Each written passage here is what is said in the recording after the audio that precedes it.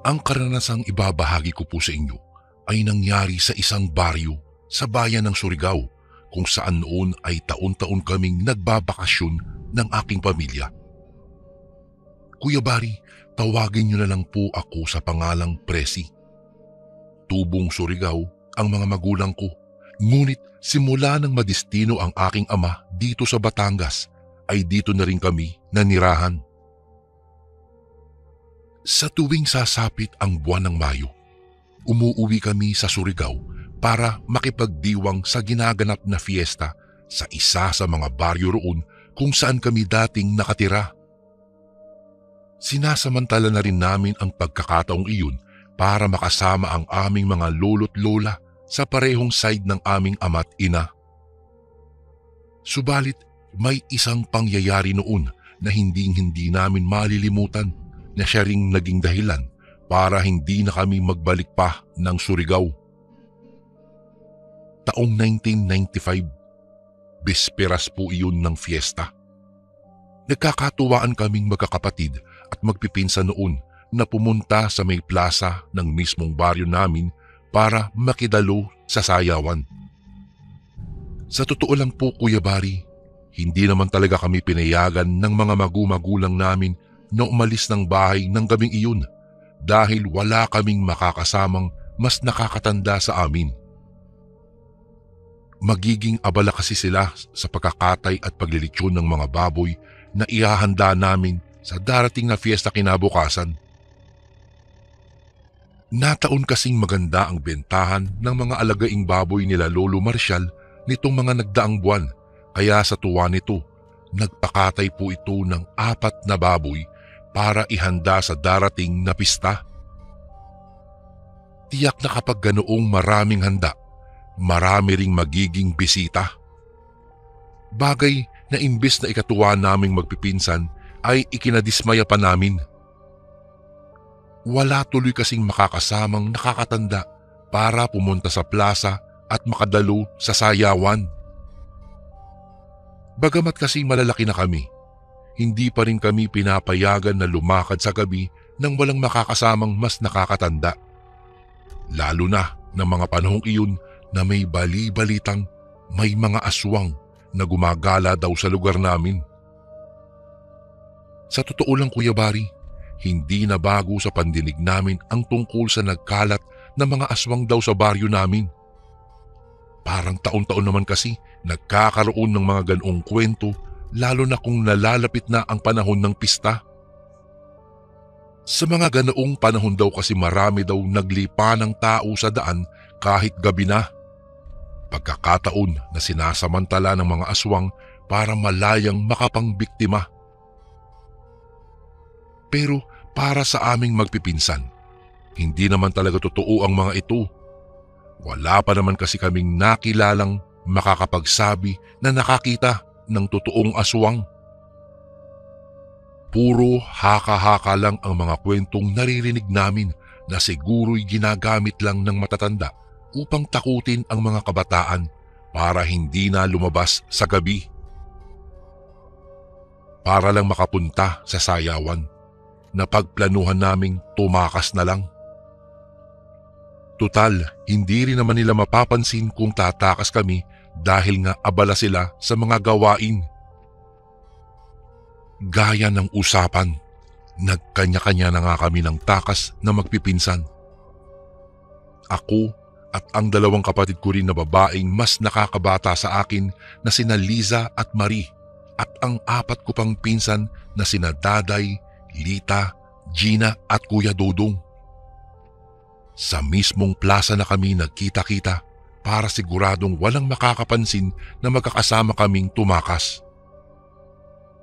Tuwang-tuwa kami nang magkita-kita kaming 7 sa plaza. Noong una ay nanonood lang kami sa mga nagsasayaw hanggang kalaunan ay nakihalubilo na rin kami sa kanila. Libang na libang kami sa pagsasayaw habang sinasamantala ang pagkakataong iyon. Sa sobrang pagkawili namin, hindi na namin napansin ang oras hanggang matapos ang oras ng sayawan. Ang plano sana namin ay bago mag 11:00 ng gabi magsisiuwi na kami. Ngunit dahil nga nawili kami sa pagsasayaw, inabot na tuloy kami ng mag-aalauna ng madaling araw. Kung kaya't mabilis kaming naglakad pauwi sa amin. Sa mga sandaling iyon, Kuya Bari, kasabay na rin namin ng mga kapatid ko ang 4 naming mga pinsan. Iisang lugar lang naman kami nakatira at halos magkakatabi lang din ang mga bahay, kung kaya't magkakasama na kaming umuwi. Habang naglalakad, nagdarasal na kami na sana wala pa ring makapansin na umalis kami sa mga bahay namin, kung hindi, tiyak na lagot kaming 7. Sa isang shortcut na daan na namin naisip dumaan. Mas mapapabilis kasi ang uwi namin dahil mas malapit ang daan na iyon papunta sa amin. Yun nga lang, dahil sa madilim ang daan, kailangan maging maingat kami sa paglalakad dahil kapag nagkamali kami ay siguradong saputikan ang shoot namin dahil po palayan ang daanang iyon. Ilang sandali na rin kaming naglalakad sa may palayan nang makaramdam kami ng paglamig ng paligid. Medyo lumakas kasi ang ihip ng hangin ng mga oras na iyon. Wala naman sanang kaso ang paglakas ng ihip ng hangin, kaya lang kasunod nito, nakarinig kami ng malalakas na pagaspas ng mga pakpak. Sabay-sabay kaming napahinto sa paglalakad at nagpalinga-linga sa paligid upang hanapin kung saan nanggagaling ang malalakas na pagaspas na iyon. Bago ko po ipagpatuloy ang kwentong ito ay may request sana ako sa iyo, kasundo. Isang pindot lang ito, kasundo, sa subscribe button namin. Malaking tulong po ito sa amin, kasundo, upang mapagpatuloy pa namin ang mas marami pang magagandang kwento. Salamat sa pag-subscribe mo, bagong kasundo. Nang mapatingin kami sa itaas, doon na namin nakita ang tila malalaking ibon na lumilipad. Akala namin noong una, mga ordinaryong malalaking ibon lang ang mga iyon.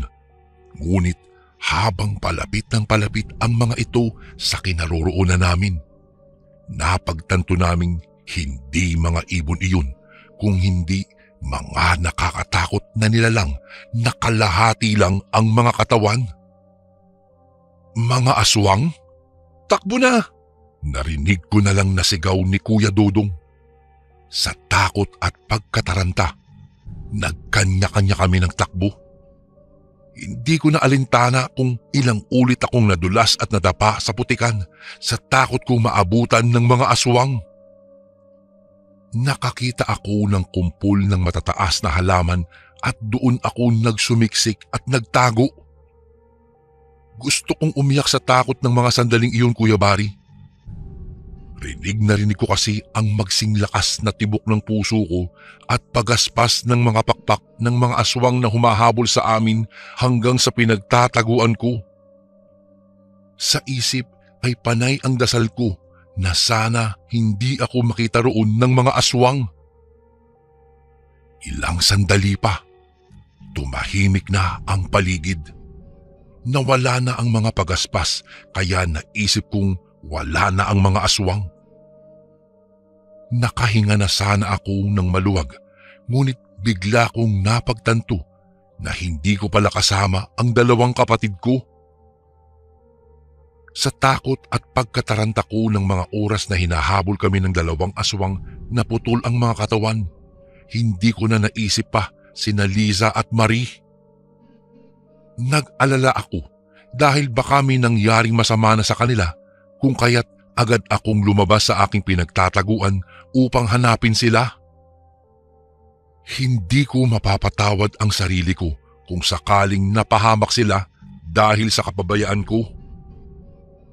Tila nakalimutan ko na ang tungkol sa mga aswang at malakas kong tinawag ang mga pangalan ng mga kapatid ko habang palingalingang naglalakad dahil hindi ko alam kung saan sila hahanapin. Hanggang marinig ko ang boses ni Kuya Dodong na sumisigaw ng, "Presi! Presi, takbo! Nasa likuran mo ang aswang! Noon ko naalala ang aswang na humahabol sa amin at bigla akong napalingon sa likuran ko. At nakita ko nga ang isa sa mga ito na lumilipad papalapit sa akin. Naisip kong kumaripas na ng takbo, ngunit hindi nagawang makisama ng nanginginig kong mga paa. Nanatili akong nakatayo sa kinaroroonan ko na parang itinulos na kandila. Ang buong akala ko, iyon na ang katapusan ko. Pero naramdaman ko na lang na biglang may humila sa akin at kinaladkad ako patakbo. Si Kuya Dodong pala. Sa mismong palayan kami tumakbo ni Kuya Dodong at inutusan niya akong lumublob doon at magpagulong-gulong. Hindi ko alam kung bakit kailangan namin gawin iyon, pero hindi na ako nagtanong pa. Basta, ginawa ko na lang ang sinabi niya. Nagpagulong-gulong kami sa putik habang tahimik na nakadapa sa ilalim ng matataas na mga palay. Hindi ko na matandaan pa kung gaano kami katagal doon. Pareho lang kaming tahimik ni Kuya Dodong at nakikiramdam sa paligid. Ilang sandali pa, nakarinig ako ng mga boses na tumatawag sa amin. Sina nanay at tatay iyon. Dali-dali kong niyugyug si Kuya Dodong na ang akala ko ay nakatulog lang. Ngunit nang hindi pa rin siya nagising kahit anong yugyog ang gawin ko, ay noon ako muling nilukuban ng takot at kaba. Malakas akong sumigaw ng tulong at agad naman kaming nakita nila nanay at tatay na kasama na rin ang iba pa naming kamag-anak at mga tanod. Nadagdagan ang tensyon sa paligid nang malamang wala ng pulso si Kuya Dodong matapos siyang pulsohan ng mismong tatay nito. Nataranta ang lahat. Agad na isinugod si Kuya Dodong sa pinakamalapit na pagamutan habang ako ay iniuwi na sa amin. Noon ko nalaman na nauna na pala nilang nahanap ang mga kapatid ko at iba ko pang mga pinsan matapos na may makarinig sa mga ito na sumisigaw at humihingi ng saklolo. Kagaya ko, halos naliligo rin sa putik ang mga katawan nila. Gayunpaman, sa pagkakataong iyon, nakahinga na ako ng maluwag nang malamang ligtas ang mga kapatid ko. Ngunit isang masamang balita ang nalaman namin kinaumagahan. Wala na si Kuya Dodong. Ang sabi ni Tio Basti na tatay nito, dead on arrival daw ang pinsan namin nang dalhin ito sa pagamutan. Ayon sa doktor na sumuri dito, atake daw sa puso ang dahilan ng pagpanaw ni Kuya Dodong. Dahil sa pangyayari, ang masaya at masaganang fiesta na sana ay sasalubungin namin ay nauwi sa isang malungkot at masakit na trahedya sanhi ng pagpanaw ni Kuya Dodong. Imbis na magfiesta kami at magsaya, isang malungkot na burol ni Kuya Dodong ang aming nasaksihan. Isang malungkot na aral sa aming magpipinsan ang nakakatakot naming karanasang iyon. Simula rin noon, hindi na rin kami umuwi pa ng Surigao. Ayaw na rin kasi naming balikang magkakapatid ang masaklap na alaala sa dati naming baryo. Isang pangyayaring nagbigay sa akin ng matinding aral. Dahil sa tigas ng aking ulo, muntik ko nang ipahamak ang aking mga kapatid dahil lang sa pagpunta sa isang fiesta sa baryo ng Surigao. Hanggang dito na lang po ang aking kwento, Kuya Bari, at sana'y kapulutan po ng aral ang aking nasaksihan. Maraming salamat po sa paglaan ng oras sa pagbabasa ng aking email. Pagpalain po kayo ng Panginoong Diyos at God bless po sa lahat ng mga kasundo na nakikinig po ngayon. Lubos na gumagalang, Presi.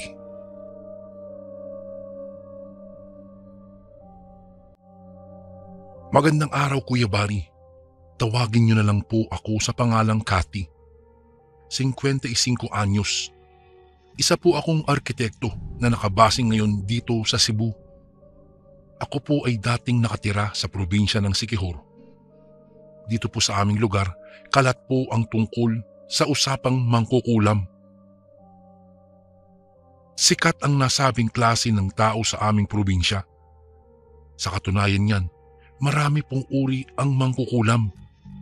May mambabarang, manggagamod, mamaraya, makukusino, manggagaway, manananim at hukluban. Sa dami ng mga taong gumagamit ng itim na mahika doon sa aming lugar, kay hirap na talagang magtiwala. Lahat na lang kasi ay kompetensya ang tingin sa isa't isa. Bawat problema nila ay nare-resolba kaagad sa patayan. Dito lang naman humahantong ang lahat ng taong nagagapi ng itim na mahika.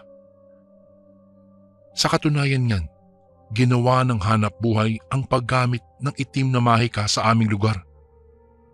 Karamihan sa mga tao sa amin ay nagtatrayduran. Gumagawa ng kahit na anong sakit na igagawad sa mapusuan nilang lagyan para din lang magpagamot sa kanila. Gustong-gusto nila ang makapaminsala ng kapwa. Iyong pagbaon ng kung ano-anong insekto sa katawan ng isang manika na sa taong kawangis nito nagre-resulta. Bawat iyak at nahihirapang ungol ay tila ba musika sa kanilang pandinig. Nakakalungkot lang talagang isipin, may mga taong sadyang mahirap kumbinsihin na huwag nang gumawa ng masama dahil wala namang mambabarang ang nakarating sa langit dahil sa tindi ng mga pinaggagawa nila. Isa ang aking nanay sa inaabuso ang kanyang kakayahan upang magkapera lamang. Ginagamit niya naman ito sa mga ritual na pang-alay. Marami na siyang nabiktima na sa totoo lang ay pinakaayaw kong gawin niya. Ilang tao na ang napansin kong lumapit sa amin upang magpagamot sa kanya.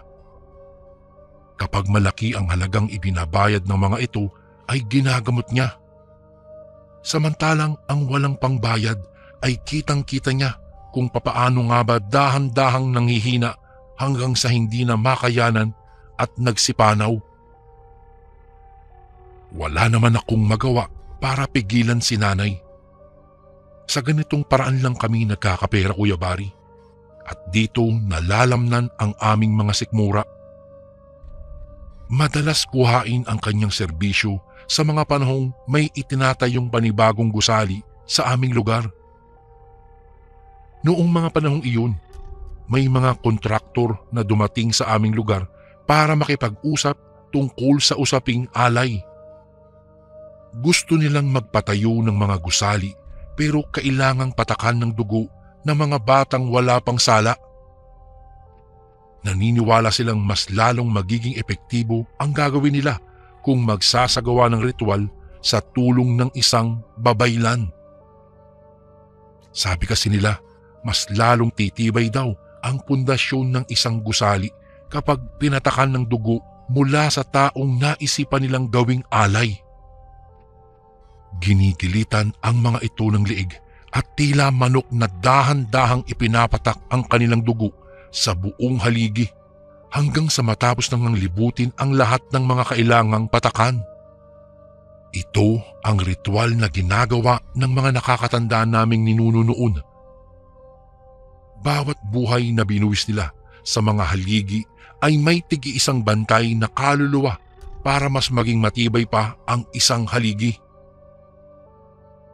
Umamin ang mga trabahante na maraming beses na daw nila itong ginagawa at sa iba't ibang lugar pa talaga nangyayari.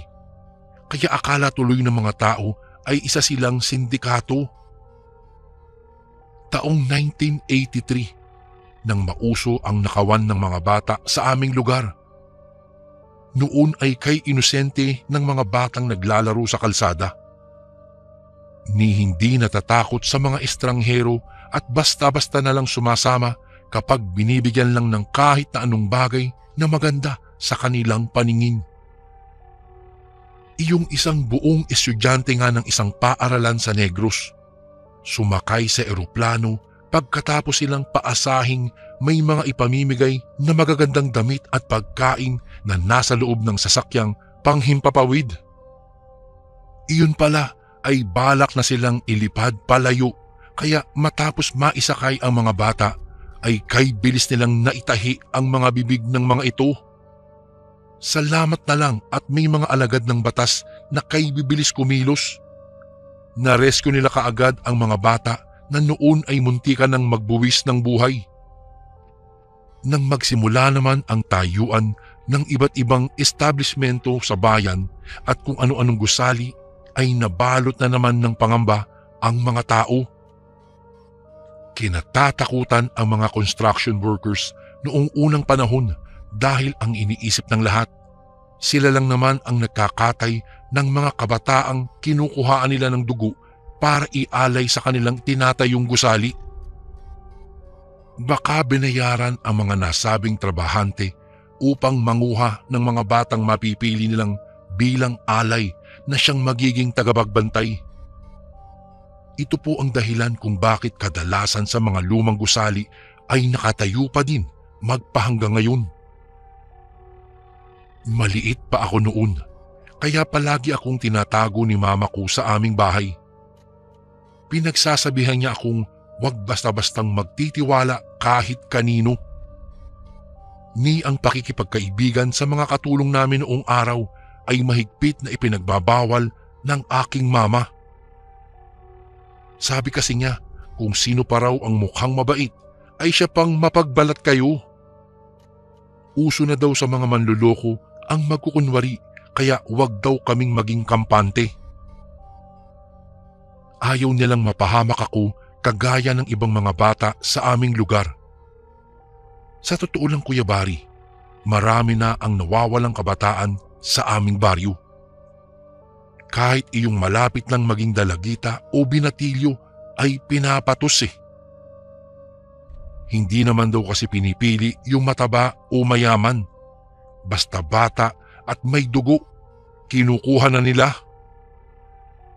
Basta malusog at sa tingin nila ay may mahabang buhay, ay kaagad nilang tinatangay na.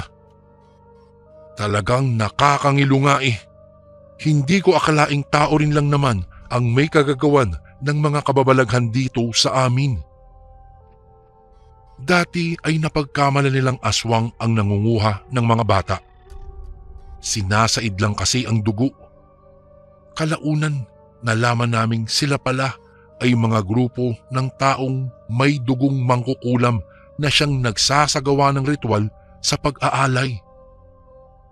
At kaya pala ganoon lang sila kung makapagbigay sa akin ng babala ay dahil kabilang ang aking ina sa mga taong nagsasagawa ng nasabing ritual. Ang mas nakakapanindig balhibo pa, Kuya Bari, 4 na mga bata na ang namamatay at inialay sa bawat gusali na siya ang gumigilit sa mga liig. Bago ko po ipagpatuloy ang kwentong ito ay may request sana ako sa iyo, kasundo. Isang pindot lang ito, kasundo, sa subscribe button namin. Malaking tulong po ito sa aming, kasundo, upang mapagpatuloy pa namin ang mas marami pang magagandang kwento. Salamat sa pag-subscribe mo, bagong kasundo.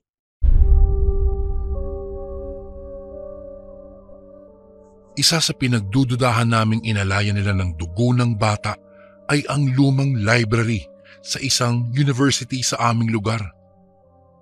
Hindi ko lang alam kung bakit sa tagal-tagal na itinayo ang nasabing lugar ay wala man lang guro at iba pang staffs ang nagtatagal doon. May mga nagpaparamdam daw kasi, pero kung si mama ang pagsasalitain, ganoon lang daw talaga ang mga tao. Basta matatandang lugar ay hindi talaga lilipas ang mga araw na wala silang napapansin kung hindi puro na lang kababalaghan. Kahit ano pa ang sabihin nila, alam ko kung ano ang totoo. Saksi ako ng mga gabing kumitil ng buhay ang aking ina. Nakita ko kung anong klasing halimaw siya na nagbabalat kayo lamang sa maskara ng isang maganda at kaakit-akit na babae. Noong gabing iyon, palihim kong sinundan ang aking ina habang tiyak ang mga hakbang niyang naglalakad papunta sa isang malaking gusali. May dala siyang libro at iilang itim na kandila. Habang sinisimulan ang ritual, nakita ko kung papaano nagsindi ng itim ng kandila ang aking ina at nagsalita ng mga lengguwaheng hindi ko maintindihan. Kinilabutan ako, Kuya Bari, nang makita ang 3 hanggang 5 kabataang nakagapos sa di kalayuan. Kanya-kanya sila sa pagpupumiglas at mukhang kanina pa nangangatog sa labis na takot. Hindi ko mapigilang makaramdam ng awa para sa mga bata. Kagaya ko, nais din nilang mabuhay. Kaso lang nataong sila ang biktima at kami ang nambibiktima. Hindi ko alam kung saan ako banda lulugar. Gusto kong sumigaw, ngunit kapag nalaman nilang nandito ako sa dilim at nagtatago, baka mamaya isama na nila ako sa mga iaalay. Ayaw ko pang mamatay. Sinimulan nila ang ritual ng pag-aalay. Tingin ko si mama ko noon, isang halimaw. Wala siyang awa. Kahit nga noong humahagulgol na ang kanilang mga biktima at nakikiusap ay bingi na yata siya. Matapos kong masaksihan ang isang karumal-dumal na krimen, kaagad na akong nakapagdesisyon. Naglayas ako sa aming bahay. Niwala akong pinagsabihan kung saan ako pupunta. Basta, nanguha na lang ako ng pera sa pinakatatagong kahon ni mama sa ilalim ng kama at nag-iwan ng sulat na wag na niya akong hahanapin pa. Nagpalaboy-laboy ako, Kuya Bari, hanggang sa may makilala akong mag-asawang mayaman. Wala silang anak. Hindi ko alam kung ano ang nakain ko at nagpaampon ako sa kanila. Itinuring nila akong parang tunay na anak. Pinag-aral, binihisan at inalagaan. Nang makatapos po ako ng kolehiyo, nakarating pa ako sa ibang bansa para palaguin pa ang kursong pinili kong kunin. Ganap na akong isang arkitekto nang makauwi ako sa amin.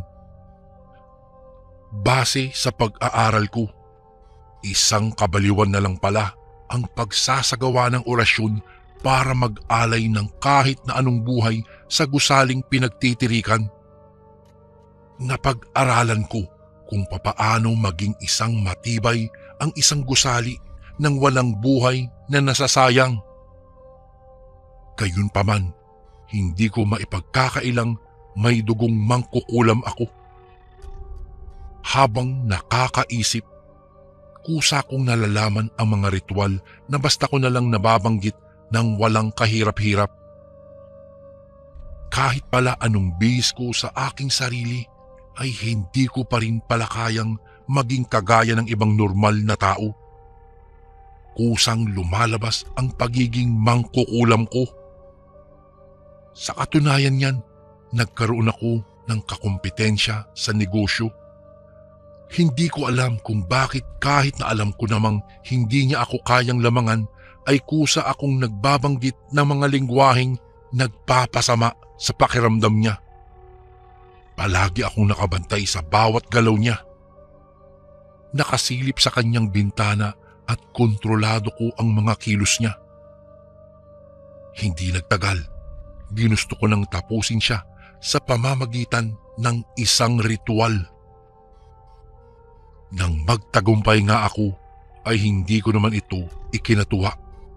Sa halip, labis na kinasuklaman ko ang aking sarili. Hindi ko kayang tanggapin na wala din akong ipinagkaiba sa tunay kong ina. Gusto ko lang namang maging normal, kaya hindi nagtagal ay tinaluntun ko ang daan pauwi sa tunay kong tahanan. Kabisado ko pa naman ang papunta sa aming bahay, kaya hindi ako natatakot na baka maligaw ako. Ang hitsura ng aming bahay ay kagaya pa din ng dati. Sa bungad pa lang, nakita ko ang aking ina.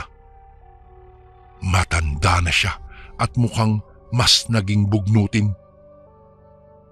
Nagliwanag lang ang kanyang mukha nang makita ako. Nagyakapan kaming dalawa. Ewan ko ba, Kuya Bari, sobrang kakaiba ang naramdaman ko nang magkita kaming muli. Humingi ako ng tawad sa ginawa kong paglalayas. Saka sinabi ang tunay kong sadya. Sinabi ko sa kanya na kung pwede ba, tanggalin niya ang kakayahan ko. Tumingin lang sa akin si Mama.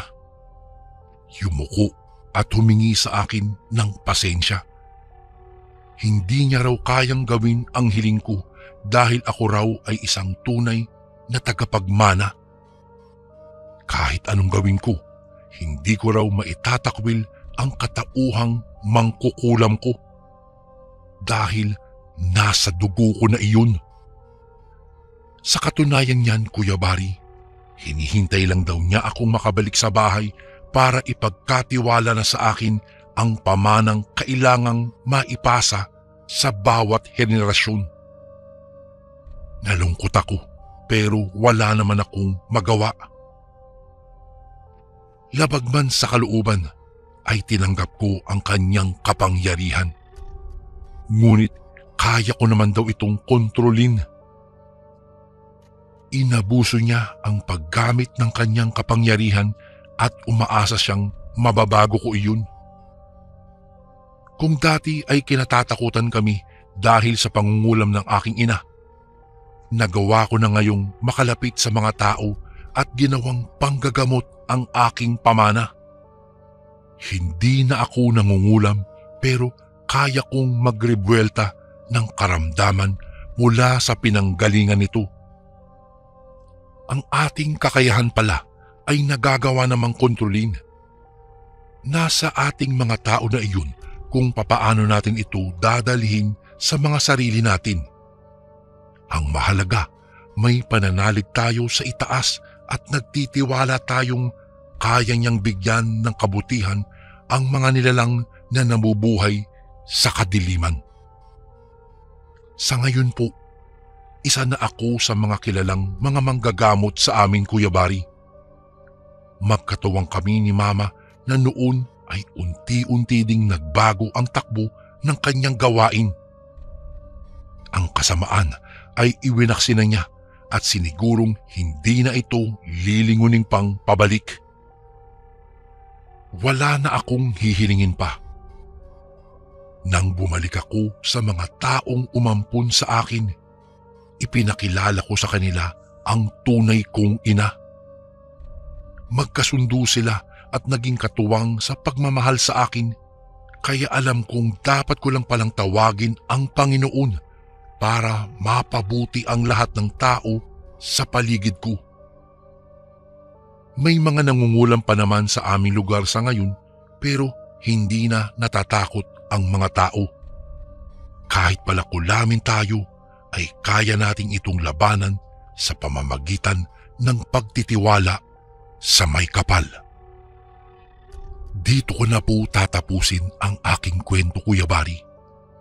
Hindi po ako nahihiya kung ano man ako. Ipinagmamalaki ko ang aking angkan, maging ang aking ina, kahit na may dugo akong mangkukulam. Hanggang dito na lang po ang aking kwento at sana po'y mapili niyo pong basahin din ito sa inyong channel, Kuya Bari. God bless po and more power po sa Ang Sundo Horror Stories. Lubos na gumagalang, Kathy.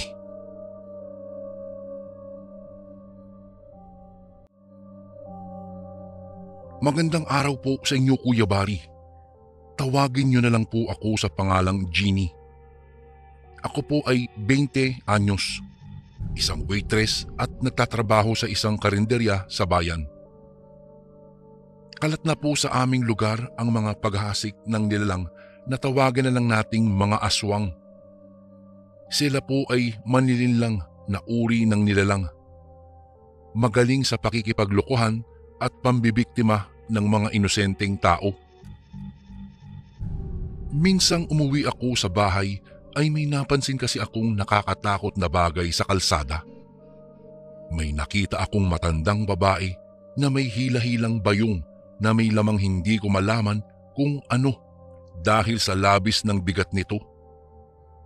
Sinuong niya ang medyo madilim at masukal na kagubatan, kaya naman naisip ko kailangan ko yatang sundan ang matanda upang malaman kung ano ba ang daladala niya. Walang ingay kong binagtas ang maputik na daan para naman mapatunayan ang aking hinala. Duda ko kasi, serial killer ang matanda na baka mamaya niyan may suot lang palang hitsura o maskara para magkunwaring matanda tapos hindi naman pala.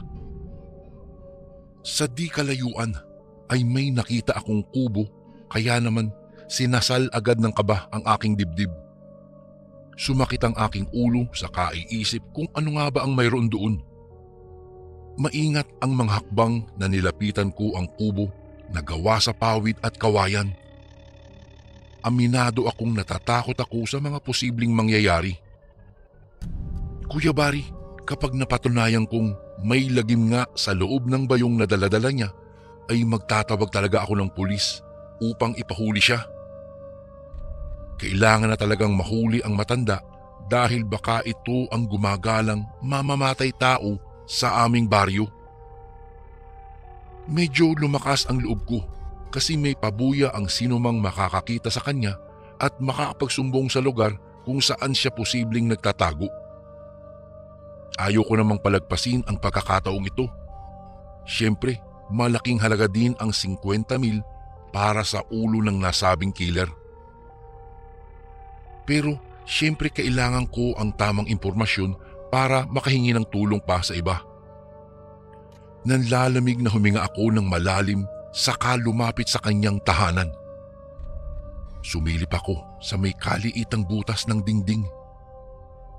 Nakita ko nang pumasok ang matanda sa loob at ibinuhos ang laman ng bayong doon sa kahoy na lamesa. Natutok ko ang bibig nang makitang nagkalat sa sahig ang sariwang lamang loob at mga putol-putol na katawan ng tao. Umalingasaw ang masangsang na amoy sa paligid kaya napatakip ako ng aking ilong. Pakiramdam ko ang aking sarili hanggang sa tila ba masusuka ako dahil sa pandidiri. Walang anumang inilagay niya sa isang planggana ang putol na kamay at malakas na tinadtad hanggang sa maging pinong-pino iyon. Ang mga nadurog na buto at laman ay nagtalsikan. Para na itong giniling na karne. Mahirap hulaan at tignan kung ano nga ba ang klase ng karning ito. Naging abala ang matanda habang ako naman ay nanginginig at pinahiran ang tumatagaktak na pawis. Naalala ko ang unang kita ko sa matandang iyon. Nagtitinda ito ng mga inilala kong masasarap na ulam sa kalsada. Suki siya ng marami sa kanyang tindang ginataan at adobo, saka kung ano-ano pang pagkaing may halong karne. Hindi ko maiwasang mandiri kapag naaalala ang mga maiingay kong kasamahan sa trabaho habang pinagpipiestahan ang mga pagkaing binili namin sa tinderang iyon. Kahit kasi sa karinderya kami nagtatrabaho, ay nagagawa pa din naman naming bumili sa mga lakong pagkain para naman makatikim din sa lasa ng mga ito. Kung hindi ako nagkakamali, ang mga putol na katawang nakuha niya sa kung saan ang ibinibenta at pinapakain sa mga taong bumibili, pati na ang aking mga kaibigan. Buti na lang, hindi ko pa natitikman ang kanyang mga niluluto. Para sa akin, isang masamang panaginip ang pananatili ng matanda dito sa amin. Nang una siyang dumating sa aming lugar, ay maraming buntis na baka at baboy ang nakapagtatakang namamatay. Wakwak ang kanilang mga tiyan at nawawala ang mga lamang loob ng mga nasabing hayop. Para bang sinadya lang nalantakan hanggang sa ang mga laman na lang ang natira at siyang niluluto niya para ibenta sa mga taong tuwang-tuwa sa kanya. Dali-dali akong lumayo sa bahay niya at nagkukumahog sa pag-uwi. Parang hindi siya serial killer sa pagkakatingin ko. Isa siyang aswang na pwedeng bumiktima ng maraming tao. Kailangang maipaalam ko sa mga pulis ang kanyang masamang gawain, kaya kahit gabi na ay walang pagdadalawang isip na nagtungo ako sa istasyon ng pulis. Ipinaalam ko ang tungkol sa ginagawa niyang pagbebenta ng mga lakong pagkain sa mga tao, pero napag-alaman kong hindi naman pala karne ng baboy o manok ang nabibili namin. Kahit naiirita sa akin ang mga pulis, ay tinanggap naman nila ang report ko. Pagka-uwi ko sa bahay, nadatnan ko si Mama na nakaharap sa salamin. Sabi niya, sumasakit raw ang ngipin niya. Ilang gabi na daw itong sumasakit, kaya naman naisipan na niyang magpa-check up sa doktor. Pero wala naman itong nakikitang kakaiba sa kanyang mga gilagid. Normal lang naman daw ito at wala siyang nakikitang katiting na problema. Kaya naman, tinanong ko kaagad si Mama kung papayag ba siyang magpunta kami sa isang albularyo. Baka ito lang ang makakasagot ng aming problema. Kung kaya't sumakay kami ng tricycle at nag-usap. Sinabi ko sa kanya ang mga nakita ko tungkol doon sa matandang nakatira sa kagubatan. Ipinaliwanag ko sa kanya na hindi basta-basta ang ginagawa ng matanda na pagtatadda rin ang mga putol-putol na parte ng katawan para ilako at gawing masarap na ulam. Nahinto ako sa aking pagsasalita nang biglang sumabat ang aking ina. Anya, ilang beses na ba daw niya akong dapat sawayin na wag nang sisiraan ang mga tao sa paligid ko? Wala naman daw itong ginagawang masama sa akin. Bago ko po ipagpatuloy ang kwentong ito ay may request sana ako sa iyo kasundo. Isang pindot lang ito kasundo sa subscribe button namin. Malaking tulong po ito sa aming kasundo upang mapagpatuloy pa namin ang mas marami pang magagandang kwento. Salamat sa pag-subscribe mo, bagong kasundo.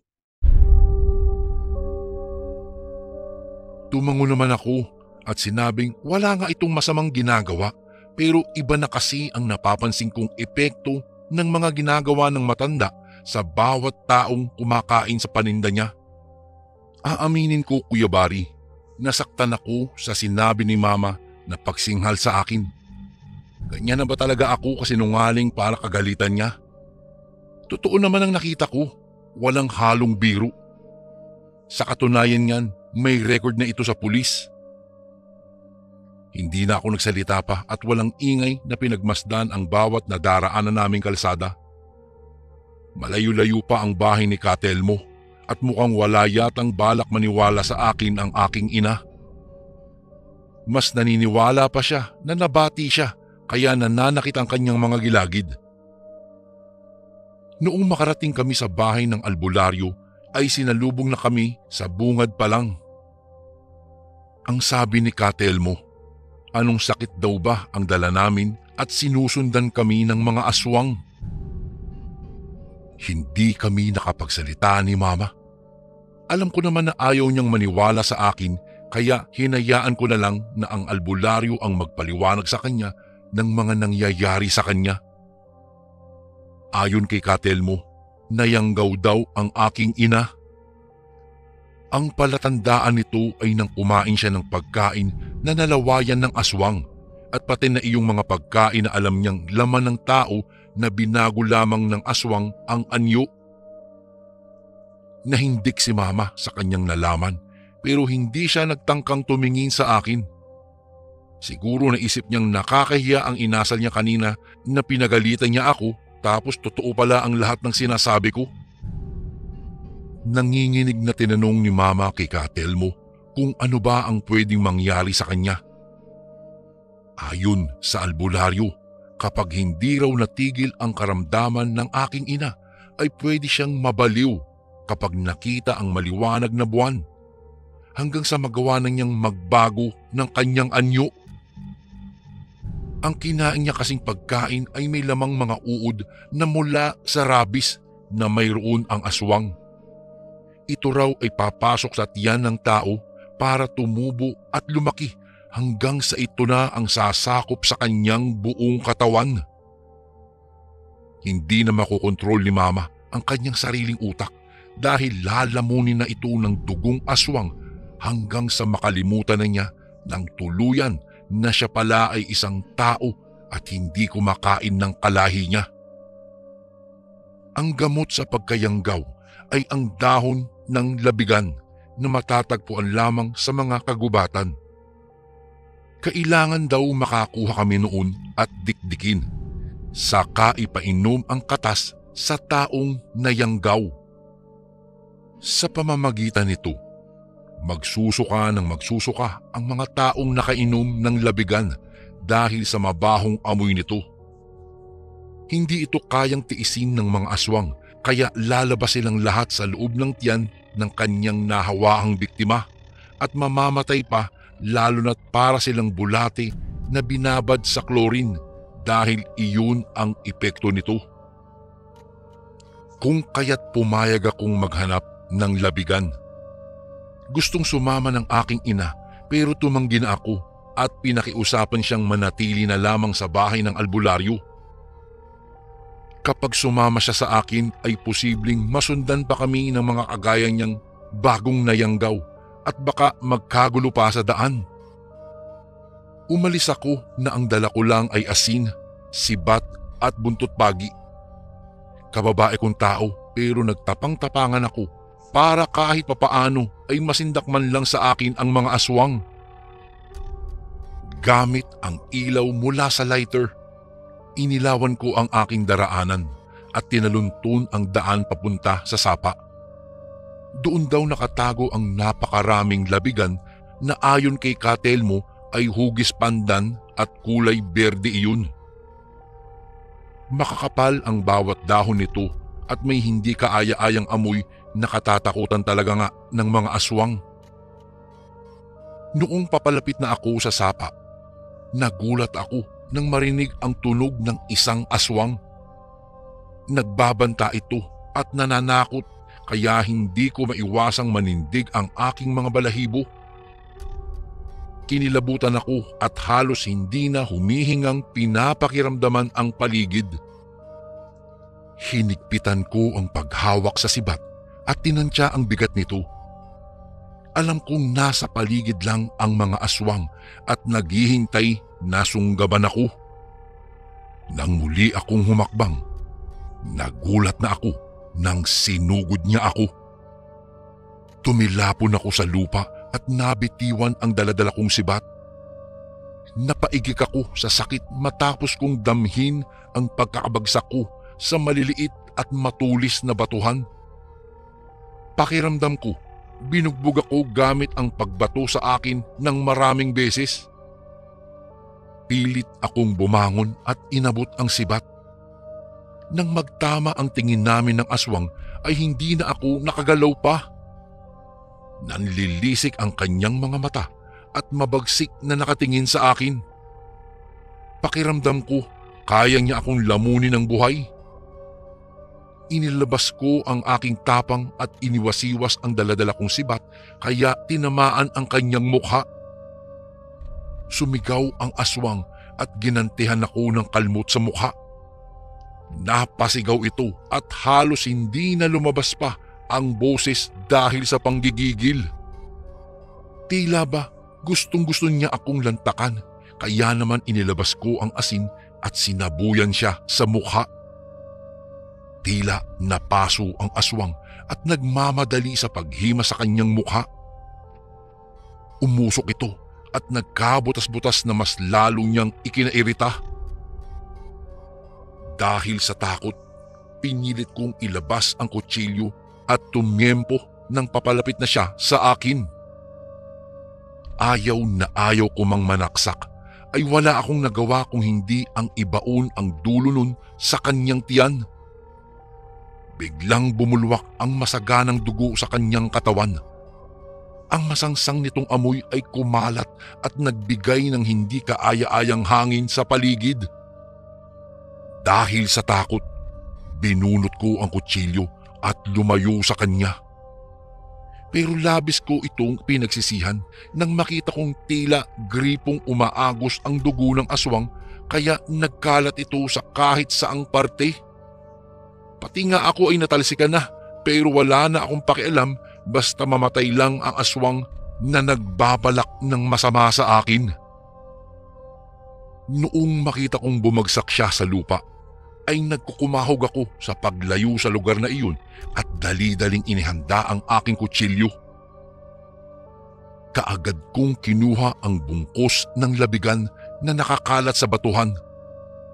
Nalanghap ko pa nga ang napakabaho nitong amoy pero tiniis ko, Kuya Bari, lalo na't alam kong para yatang nakakalason ang halimuyak nito.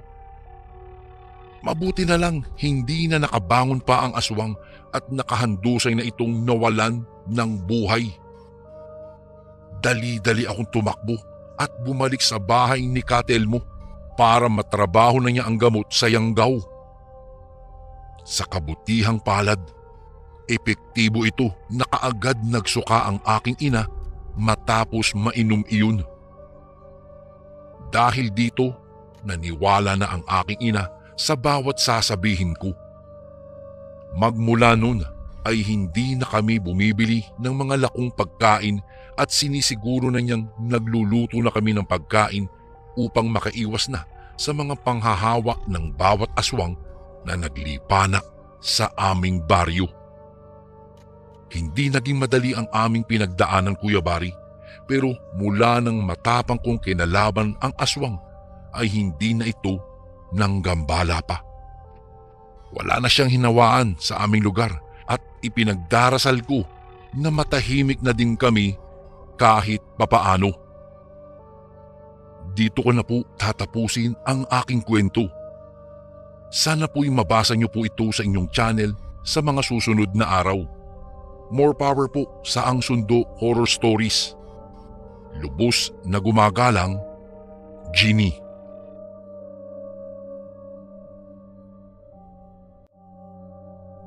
Magandang araw po mga kasundo. Ito po si Kuya Bari.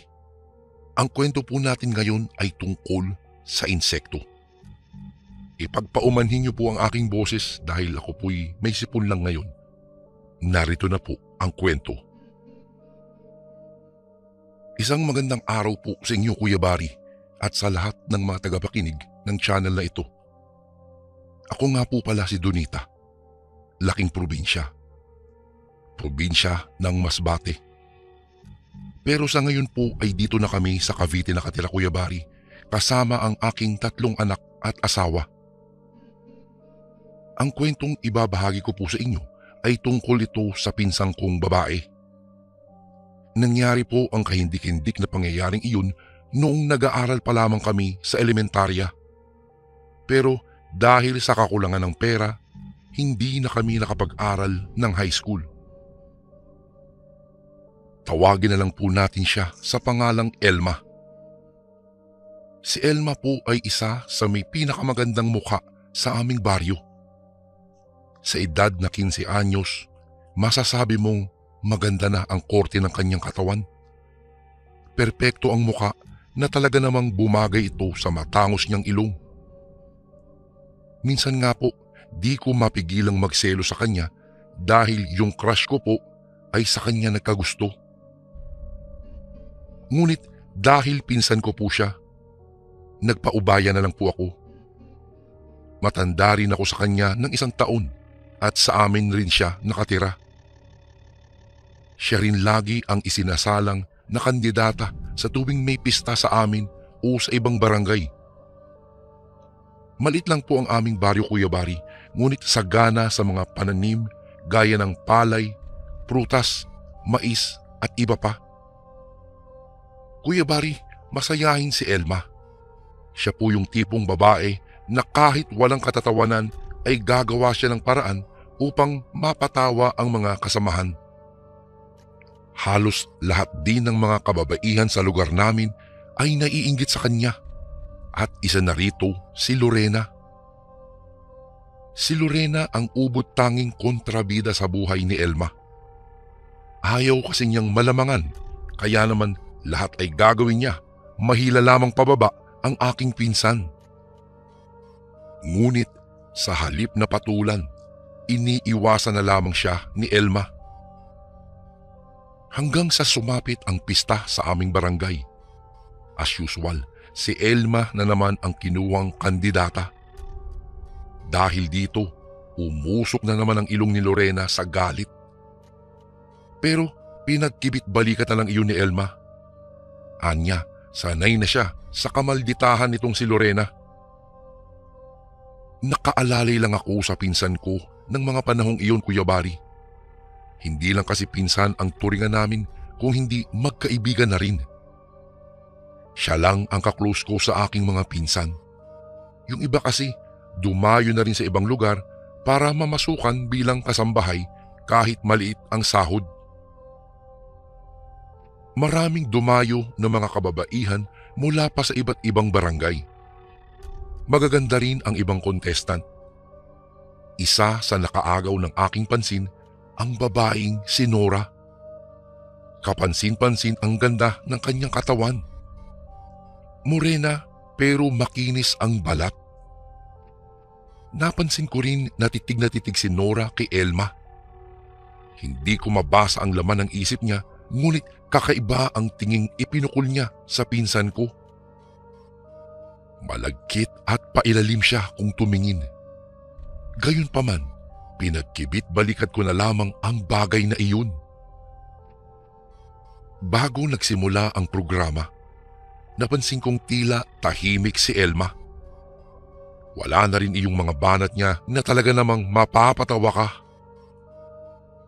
Matamlay siya na para bang may dinaramdam na sakit. Nilapitan ko pa siya para tanungin kung maayos lang ba siya. Ngunit tanging tango lang ang naging tugon nito sa akin.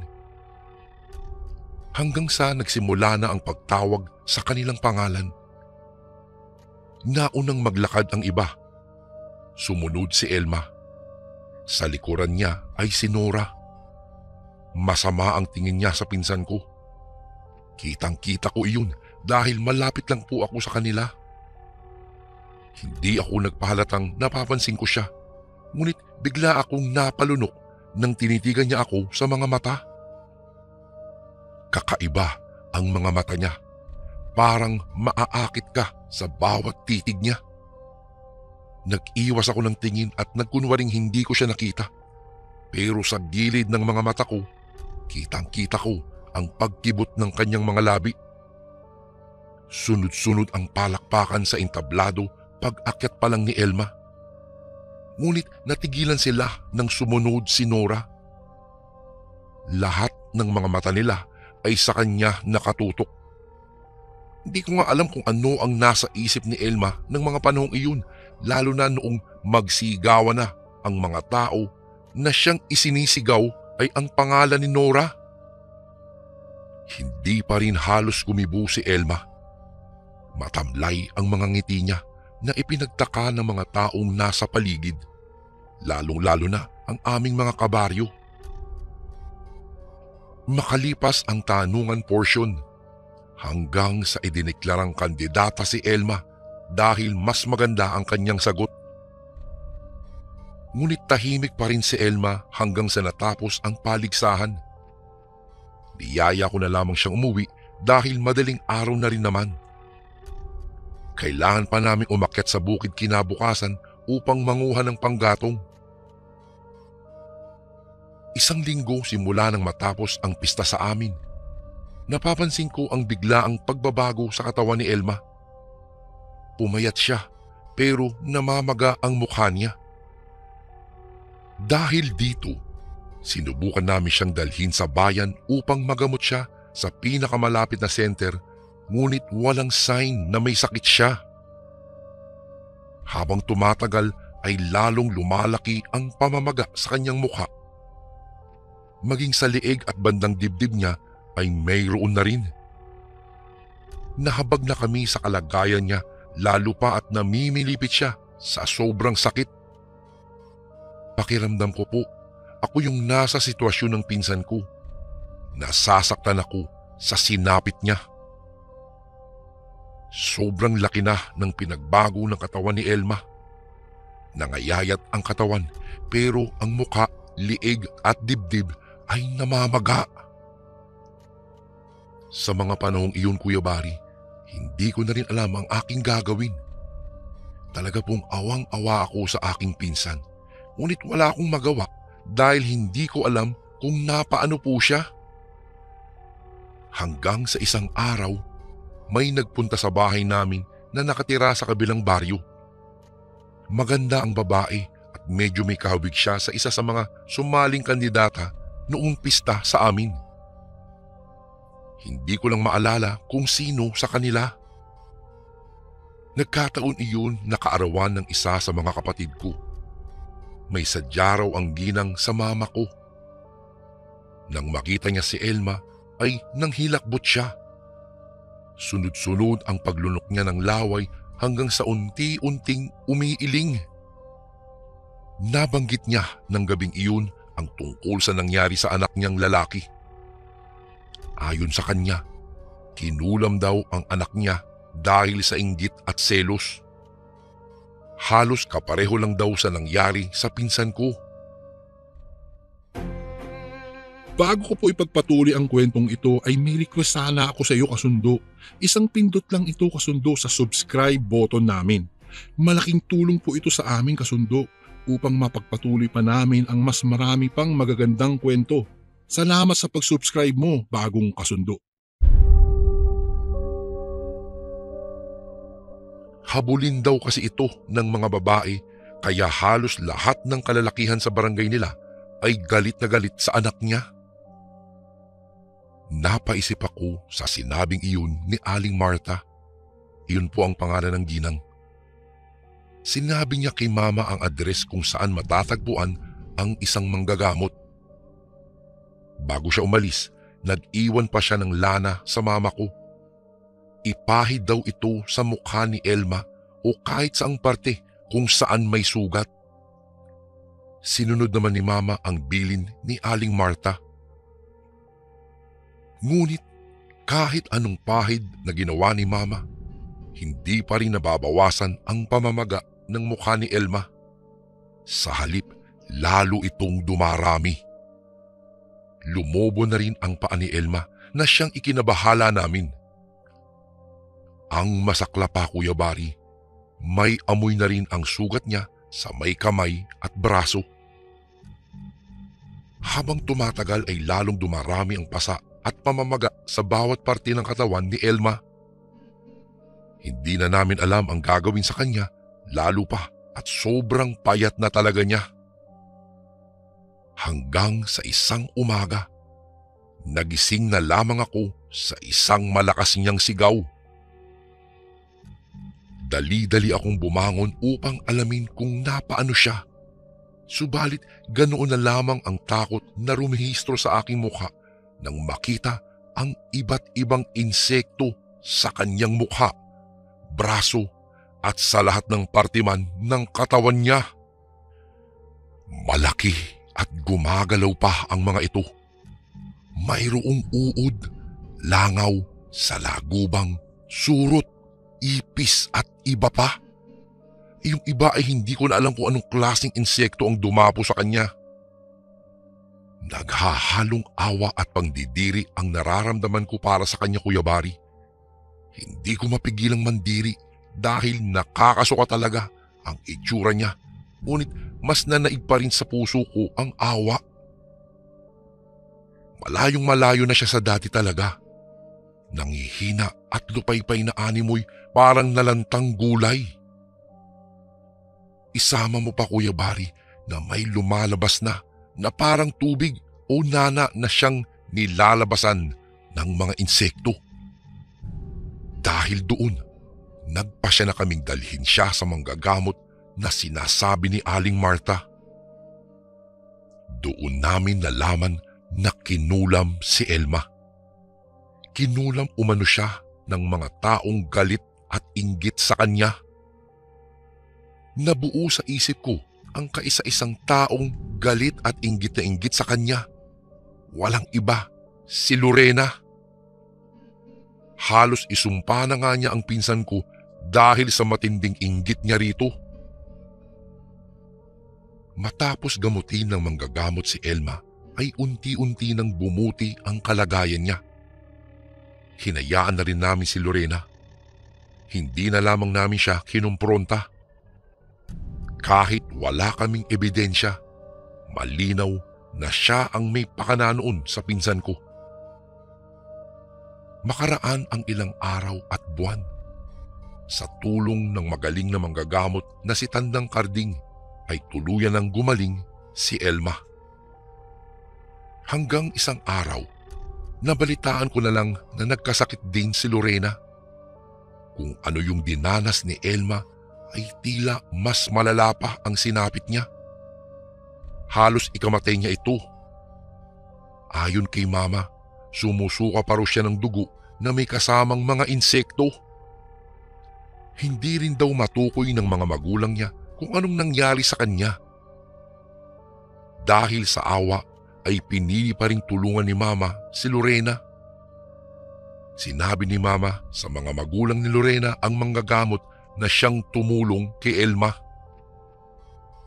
Kung kaya't walang sinayang na oras ang mga magulang ni Lorena, kaagad siyang dinala kay Tandang Karding upang malapatan ng mabisang gamot. Sinamahan namin sila ni Mama para makasiguradong doon sila pupunta. Halos hindi kami makapaniwala nang sabihin ni Tandang Karding ang dahilan kung bakit ganoon ang sinapit niya. Kinulam siya at gaya ni Elma, malaki rin daw ang inggit ng taong iyon sa kanya. Nang mga panahong iyon, hindi ko alam ang iisipin kung bakit nagawa ng taong iyon ang ganoong klaseng kasamaan. Nahihiya rin akong tumingin kay Lorena dahil napagbintangan pa namin siya. Ang buong akala namin, siya ang nagpakulam sa pinsan ko, ngunit nagkamali pala kami. Dahil maging siya ay biktima rin ng kulam. Nang panahong iyon, umaasa kaming malaman namin ang kasagutan sa aming mga katanungan. Hanggang sa muling nagbalik si Aling Marta. Sa pagkakataong iyon, may kasama na siya. Panay ang paglunoko ng laway nang muli kong masilayan ang magandang babaeng nakatunggali ni Elma sa kandidata na si Nora. Anak pala siya ni Aling Marta. Biglang sumagi sa isip ko, Kuya Bari, ang masamang tingin ni Nora kay Elma. Pero hindi ako nagpadalos-dalos dahil minsan na ako nagkamali ng hinala. Kaya binura ko na lang sa aking isipan ang pangyayaring iyon. Subalit isang araw, nabalitaan namin kay Aling Marta na nagkasakit umano ang anak niyang si Nora. Doon din namin nalaman na si Nora pala ang nagpakulam sa pinsan ko at kay Lorena. Ang hindi ko lang po maintindihan kung bakit pati si Lorena ay kinulam din ni Nora. Sinabi sa akin ni Lorena na minsan na daw niyang nakalaban sa paligsahan itong si Nora at natalo niya ito dahil mali ang sagot nito doon sa question and answer portion. Napahiya raw si Nora dahil pinagtawanan ng mga manonood. Marahil isa iyon sa mga dahilan kung bakit gano'n na lang ito gumanti. Inamin sa amin ni Aling Marta na mangkukulam daw ang kanyang biyenan. Wala raw itong pinipiling tao basta maabutan lang ng pera, kahit apo o kamag-anak pa ay tatablahin daw nito. Ganoong kasamang mangkukulam ang kanyang biyenan na babae. Ang hindi ko po alam kung bakit galit na galit si Nora sa pinsan ko, gayong wala naman itong ginagawang masama sa kanya. Naisip ko na lang, baka dahil natalo siya ni Elma, kaya pinakulam niya ito. Ngunit sa kasamaang palad ay hindi nakaligtas si Nora sa mga kamay ng kanyang lola. Pinatay siya mismo ng kanyang lola nang dahil lang sa pera. Ayon sa mama niya, pinapatay siya ng kanyang sarili nilang kamag-anak dahil din sa selos. Ang pangyayaring iyon, Kuya Bari, ay hanggang ngayon buhay na buhay pa rin sa aking isipan na kung saan ay masamang magtanim ng galit, inggit at selo sa katawan. Dahil hindi natin alam kung ano ang kalalabasan. Ika nga, kung ano ang iyong itanim, ay siya ring iyong aanihin. Hanggang dito na lang po ang aking kwento, Kuya Bari, at sana po'y mapili niyo rin po itong basahin sa inyong channel. Lubos na gumagalang, Donita. And again, maraming salamat po mga kasundo. Don't forget to subscribe and i-click nyo lang po yung bell na button para updated po kayo sa mga upcoming videos namin na paparating. Maraming salamat po ulit. God bless and ingat po lagi dyan. Ito po si Kuya Bari at ako ang Sundo.